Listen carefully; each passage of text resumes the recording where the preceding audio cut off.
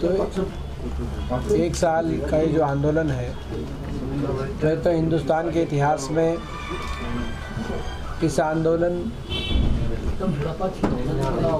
का नाम स्वर्णिम अक्षरों से लिखा जाएगा, क्योंकि जिस तरीके से देश के करोड़ों लाखों किसानों ने एक संयम और शांतिपूर्ण आंदोलन के माध्यम से देश की एक ऐसी सरकार जिसके पास बहुत प्रचंड बहुमत हो, उस सरकार को झुकाने का काम किया और अपने भविष्य के हकों की लड़ाई को लेकर 3 कानूनों और एमएसपी पे कानून नए आंदोलन शुरू हुआ और अंततः सरकार को झुकना पड़ा। ये देश के किसानों की जीत है, ये इस आंदोलन की जीत है। जिस तरीके से किसानों ने ना सिर्फ हर मौसम की मार झेली, बारिश, सर्दी, भीषण सर्दी थी पिछली बार, आपको याद होगा, गर्मी, सरकार की अनदेखी सही, कहीं लाठी चार्ज, कहीं वाटर कैनन की बौछार के निशाने पे किसान को लिया गया, तो कहीं आंसू गैस के गोले दगाए गए, कहीं किलो की बैरिकेडिंग की गई और तिरस्कार सहा। लगातार ऐसे बयान सरकार की ओर से, सरकार के मंत्रियों, सांसदों और नेताओं की तरफ से, जो कि मैं समझता हूँ प्रजातंत्र में ऐसे बयानों का स्थान नहीं होना चाहिए, लेकिन उन बयानों के निशाने पे सरकार ने किसान को रखा। 670 जाने कुर्बान इस आंदोलन में हुई, फिर भी संयम और शांति का रास्ता बनाए रखा देश के किसान ने। तो ये एक बहुत ऐतिहासिक किसानों की जीत है और इस आंदोलन का नाम स्वर्णिम अक्षरों में लिखा जाएगा। 1 साल की आज पूरा 365 दिन पूरे हुए। कोई अपने घर छोड़ के 2 दिन भी बाहर रह जाए तो उसको अपने घर की याद आती है। सर, बीजेपी नेता आज भी कहते हैं कि मजबूरी में मोदी जी ने कानून वापस लिए, अपने लोगों पे वो लाठी नहीं चला सकते। ये किसने कहा, क्या कहा? रामचंद्र जांगड़ा जी ने कहा, राज्यसभा सांसद। देखो ऐसा है, वो किस बात को लेके भाजपा ने वापस लिए कानून, में उस पर विषय पे नहीं जाऊंगा, लेकिन देश में जितना तिरस्कार सरकार द्वारा किसान के इस आंदोलन का किया गया, मैं यही ईश्वर से प्रार्थना करता हूँ आज 1 साल की कि किसी भी वर्ग का किसी भी सरकार द्वारा इतना तिरस्कार ना किया जाए। सर ये आज तो आपके नागरिक थे, मगर कुछ दिन पहले तो ये खालिस्तानी थे, उपद्रवी थे, आतंकवादी थे, ये चीन और पाकिस्तान से फंडित थे, गद्दार थे। ये शब्दावली का प्रयोग किसी न किसी भाजपा नेता ने किया है पिछले 1 साल के अंदर। आज से कुछ दिन पहले तो जो 670 किसानों की जो जान कुर्बान हुई है, उनके घरों में कोई आंसू पोंछने भी भाजपा का आज तक नहीं गया। यहाँ तक कि ऐसा बड़ा नरसंहार हम कहेंगे जो लखीमपुर के अंदर जो देखा, वहाँ पे भी आज तक कोई भाजपा का भी कोई आदमी, कोई सरकार का आदमी, किसी ने एक ये भी शब्द नहीं बोले कि हमें अफसोस है कि ऐसे ये हुआ, हमें दुख है। दुख भी तो आप लोग गए, आपको पुलिस कस्टडी में रखा। तो वो सरकार की जो नीति रही, वो नीति पूरी तरह फेल हो गई। किसानों की आवाज़ कुचलने की नीति थी, किसानों की आवाज़ दबाने की नीति थी, वो नीति पूर्णतः फेल हुई और अंततः सरकार को माननी पड़ी। किसानों को खर्ची और पर्ची का बहुत ये हमारी मांग है, बार बार हम मांग कर रहे हैं कि हरियाणा के अंदर HPSC और SSC, तो सर्विस सिलेक्शन बोर्ड और HPSC दोनों से के माध्यम से जो तमाम पिछले कई वर्षों में लगातार एक के बाद एक जो स्कैम सामने आया है, जिसमें 38 पेपर लीक हुए, 38 पेपर लीक तो जो मध्य प्रदेश का व्यापम घोटाला है उसमें भी 15 पेपर लीक हुए थे, यहाँ 38 पेपर लीक हो गए, रिकॉर्ड भी बना और अविलंब पेपर, हर पेपर लीक हुआ। और पेपर लीक के साथ साथ कहीं ओएमआर सीट का स्कैम सामने आया, आपने देखा, और जहां पेपर लीक, एसआई का पेपर बता रहे हैं कि लीक की, सरकार का ये दावा है कि लीक नहीं हुआ, वहाँ भी आपने देखा किस प्रकार के प्रश्न उन पेपर्स के अंदर है कि जिनका उत्तर शायद सेट करने वाला भी नहीं दे सकता। वो तो केवल जिसने, ऐसा लगता है कहीं ना कहीं जो स्कैम की परछाई उस पेपर तक भी है। तभी हमने एसआई के पेपर को भी दोबारा से कराने की मांग करी थी। और जो हम शुरू से कह रहे थे कि भाई लाखों करोड़ों में नौकरियां बेची जा रही हैं, ये ग्रुप डी में के टाइम भी हमने कहा था कि जो लगे थे वो लाखों करोड़ों में जो है वो तो ये अभी जो एचपीएससी के उच्च अधिकारियों के पास करोड़ों रुपए की बरामदगी ये दर्शाती है कि यहाँ पे लखी और करोड़ी का खेल चल रहा है। खर्ची पर्ची और नोट की अटैची, और नोट की अटैची भी भारत भरकम, करोड़ी और लखी का खेल चल रहा है। अगर करोड़ों का ब्योत हो तो आप पेपर लीक कराएं और वो तक पहुंचाएं, और अगर आपका लाख का ब्योत हो तो अपना पेपर पार कराएं, अपना पेपर पास कराएं। ये परिस्थिति हरियाणा में बन गई। जो प्रदेश, हरियाणा प्रदेश, जिसका युवा देश में सबसे ज़्यादा बेरोजगारी दर झेल रहा हो, उस युवा के भविष्य के साथ इतना बड़ा खिलवाड़। और आपने देखा पहले भी यही था, जो एसएससी के चेयरमैन थे उन तक भी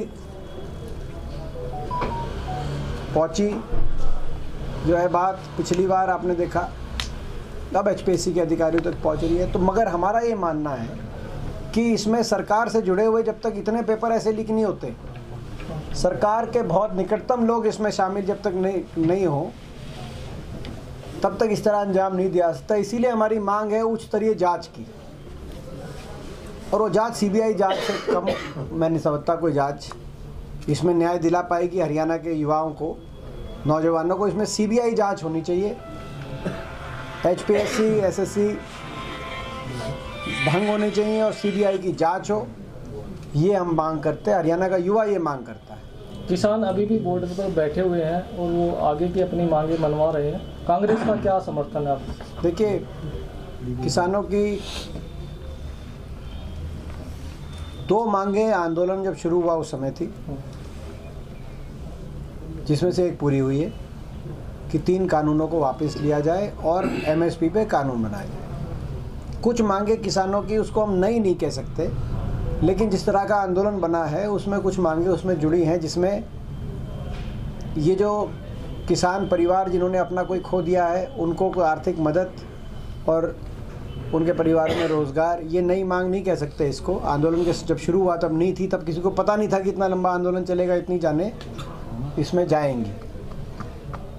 तो सरकार किसान संगठनों से बात करे, सिर्फ किसान मोर्चा से बात करे तुरंत, और ये जो बाकी मुकदमे वापस, हाँ, एक मुकदमे में वापस, ये भी, इसको भी नई मांग नहीं कह सकते। ये भी अभी आंदोलन में इतने हजारों किसानों के मुकदमे बढ़ गए, तो ये जो मुकदमे बने हैं, तो आज ये मुकदमों की वापसी हो।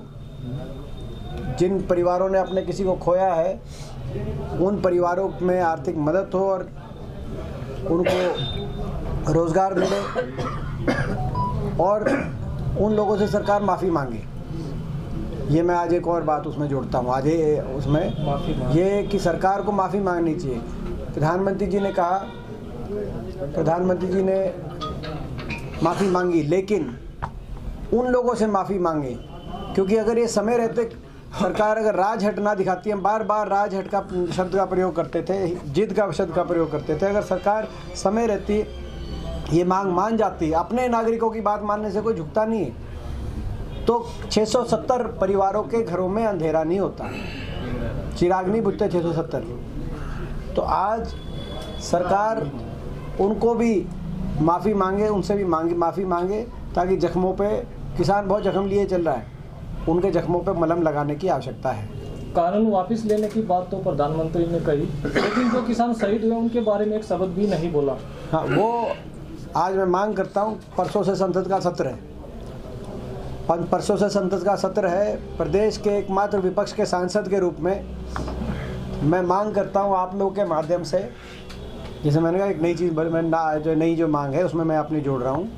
मैं मांग एक रखता हूँ कि सरकार जब संसद का सत्र शुरू हो तो उन परिवारों से माफ़ी मांगे और श्रद्धांजलि दी जाए।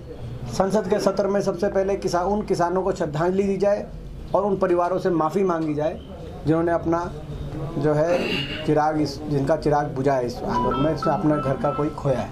उत्तर प्रदेश के जेवर में एयरपोर्ट का उद्घाटन प्रधानमंत्री जी ने किया। देखिए, हमें कोई उत्तर प्रदेश से, इस बारे में भी मैं एक बात आप लोगों से, हमें कोई किसी प्रदेश से द्वेष नहीं। रेल कोच फैक्ट्री जो हमने मंजूर कराई थी गोहाना के लिए, वो बनारस में चली गई, तो उसका मतलब नहीं कि हमें बनारस से कोई द्वेष है। ऐसे ही एयरपोर्ट महम में मंजूर हुआ था, अंतर्राष्ट्रीय एयरपोर्ट, और वो 2018 से और 22 के बीच में एयर ट्रैफिक के हिसाब से बनना था। 2013 की कैबिनेट बैठक में मंजूर हुआ था। तो हमें कोई जेवर से द्वेष नहीं है, लेकिन हरियाणा की सरकार कितनी अपने मंजूर शुदा प्रोजेक्ट्स को भी, इनकी पहरेदारी करने में भी कितनी असफल दिखी। और हरियाणा के भविष्य को लेकर अगर कोई दृष्टि होती मुख्यमंत्री जी की, कोई सोच होती हरियाणा के भविष्य को लेकर, तो ये प्रोजेक्ट नहीं जाते। ये आज बहुत महत्वपूर्ण प्रोजेक्ट थे। ये जो एयरपोर्ट का प्रोजेक्ट था, रेल कोच फैक्ट्री का प्रोजेक्ट था, ये हमारे आने वाली पीढ़ी के इस पूरे हरियाणा प्रदेश को, इस पूरे इलाके को, ये आने वाली भविष्य को संवारने वाले प्रोजेक्ट थे। आप दिल्ली का एयरपोर्ट देखें, उसके आसपास किस तरह का विकास है। अब जेवर में जब एयरपोर्ट बनेगा, वो एयरपोर्ट महम के लिए मंजूर कराया गया।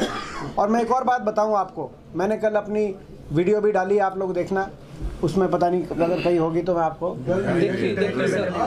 तो उसका वीडियो आप देखना, जो मैंने पार्लियामेंट में भी बात रखी थी। इसमें 150 किलोमीटर की कंडीशन थी, दिल्ली के एयरपोर्ट से 150 किलोमीटर तक जो GMR के साथ समझौता हुआ था, 150 कोई एयरपोर्ट नहीं बन सकता। उस नियम को महम, क्योंकि NCR में दूसरे एयरपोर्ट की आवश्यकता थी, महम में हम क्योंकि प्रयास कर रहे थे, तो महम एयरपोर्ट के और हरियाणा सरकार के आवेदन पे मैं तत्कालीन प्रधानमंत्री डॉक्टर मनमोहन सिंह जी से मिलके उस कंडीशन को, नियम को हटवाकर एयरपोर्ट स्थापित करने का मार्ग प्रशस्त हुआ था और एयरपोर्ट की मंजूरी हुई थी। दुर्भाग्य की बात यह है कि उसके बाद यूपी में जो बीजेपी की सरकार आ गई और एयरपोर्ट जेवर में ले गई। और हमारे उससे दुख की बात यह कि हमारे मुख्यमंत्री जी ने पैरवी के लिए, आज भी मिलेंगे प्रधानमंत्री जी से, क्या मिल के बात करते हैं वो बताते नहीं। हरियाणा के एयरपोर्ट की बात करें, अगर ऐसा उस रेल कोच फैक्ट्री की बात करें, एम्स के अंदर 11 हमारे संस्थान मंजूर हुए थे, 11, केवल एक बना नेशनल कैंसर इंस्टीट्यूट, 10 संस्थान उसमें से रह गए। मेट्रो की बात करें तो जो मंजूर शुदा प्रोजेक्ट नए तो काम करे नहीं इन्होंने, मंजूर शुदा प्रोजेक्ट भी एक एक करके चले गए। और एयरपोर्ट का तो मुझे बड़ा कल जो है, क्योंकि मैंने बड़ी मेहनत करके, वो कई साल की मेहनत थी, एयरफोर्स से मंजूरी, मिनिस्ट्री ऑफ डिफेंस से मंजूरी, civil aviation, ministry of civil aviation से मंजूरी, कई साल की मेहनत के बाद वो प्रोजेक्ट मंजूर हुआ।